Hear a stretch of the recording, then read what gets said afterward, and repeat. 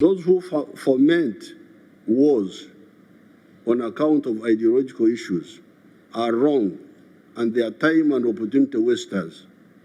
Human history will move on whether they like it or not. The only justified wars are the just wars, like the anti-colonial wars. Wars of hegemony will fail and waste time and opportunity. He castigated forces in Africa and foreign ones that are in a culture of overthrowing legitimate and democratically elected governments in Africa, the recent one having taken place in Niger, an act he said was shameful in the modern era. President Museveni further used the occasion to call upon Russia and other developed allies of Africa to help the continent do away with exportation of raw materials by supporting the continent's industrialization agenda.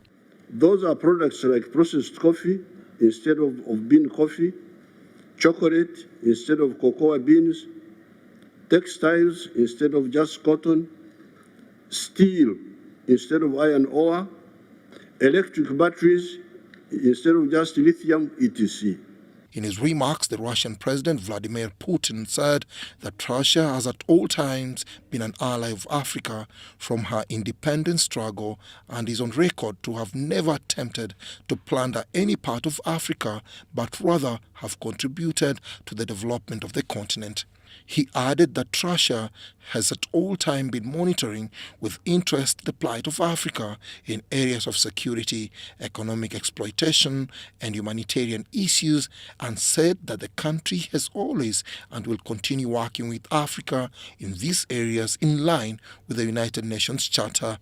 President Vladimir Putin added that Russia and Africa are united in the fight against terrorism, climate change, and the imposition of unilateral sanctions by self-seeking nations. He commended the African leaders for their input in trying to find a solution in the conflict in Ukraine and said that Russia attaches a lot of importance to the... And Uganda is among Russia's key partners on the African continent. Our countries have enjoyed many years of friendship and mutually beneficial cooperation. Your Excellency, I thank you very much on behalf of our delegation for meeting us today, but also for this forum. As I told you when we met before, and as I will be saying in some of my speeches, the relationship between the Soviet Union and Africa was very crucial for the liberation of Africa. As I told you, in South Africa, by 1900, the whole of African continent had been colonized, except for Ethiopia. There were two big events which happened soon after that. One was the formation of the African National Congress in South Africa in 1912. That was the first time the Africans were organizing for liberating Africa. Then in 1917, the communists took over power in Russia here. And they were the first international group to support us. And then later on, they were joined by China, 1949. That formed a solid anti-colonial force. So even when all these things are happening, we tell whoever wants that, look here, the Soviet people are the first who stood with us when we were fighting against colonialism. Therefore, this is the starting point. Now, coming to modern times, we can cooperate in economic development because there is big potential, and we have already started. I thank you very much for the laboratory, and I thank you for the scholarships. even in the past, we have had many of our students studying here. But now we propose new areas, like, for instance, the area of refinery and exploration for petroleum products. We've got some little oil which we want to export as crude, but also refine for the East African market. But Russian companies can also take part in exploration for more oil in our area. Then we have got the pipeline to the ocean for the crude oil, in which we are involved with Total, the French company, and some Chinese companies.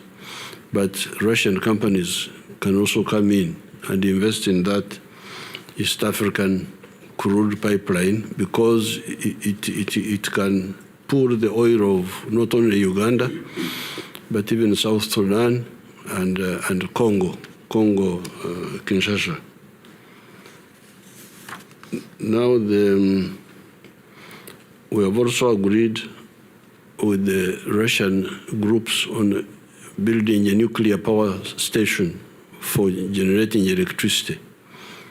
And that one is going on, and I'm very happy with that.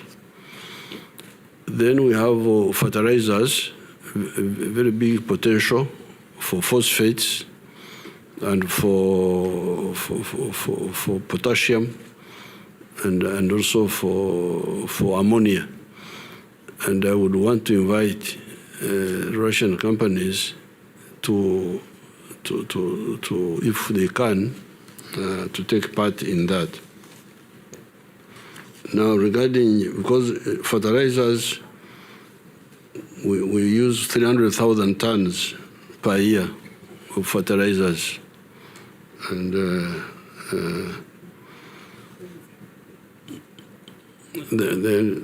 then we are developing.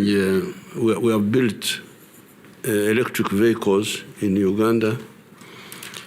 We have already built them, but we would like to work with Russia, if possible, on the issue of the electric batteries. We have got the lithium, we've got those raw materials, the rare earth.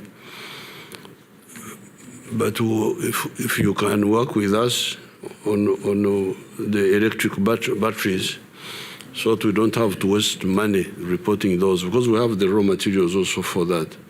But I'm sure Russia has got good experience in that area. Then the space science. We have trained our people, and we are training more people, and we can train more people in Russia, so that we build our own satellite, because it will solve so many problems, so many of the environment, of even security, to see the forests, how they are being degraded, the national parks, but also for looking for minerals. So we would be very happy if Russia was to work with us on the issue of the satellite. Now, this is some idea which I want to put to Your Excellency. You see, the problem with Africa since independence, Africa has had many problems in the last 600 years. We had slavery, then we had colonialism, then after independence we have been having neo-colonialism, and we have been struggling with those.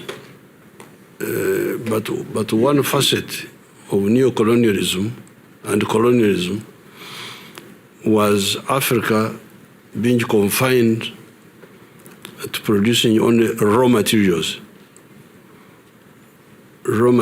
for crops like coffee, for minerals, I can give you an example. The global business for coffee is $460 billion. That is the value of the coffee business in the world. But of this $460 billion, the coffee producing countries of the whole world share only 25 billion. And Africa shares only 2.4 billion of the 460 billion. You see, this is the biggest stunting factor why the African economies are stunted. They don't grow because all the value is taken by other people. Germany earns more from coffee than the whole of Africa. Germany earns $6.85 billion from coffee, while Africa earns only 2.4 or 2.5 billion. This is the big scandal. So what I want to propose to Russia and China is to discourage by policy the importing of raw materials from Africa, to instead work with the Africans to add value at source. This would, within a very short time, transform the economies of Africa from low income or low middle income to high middle income or even first world. Because like in the case of Uganda, everything is in place now, production is high, but we are still producing raw materials.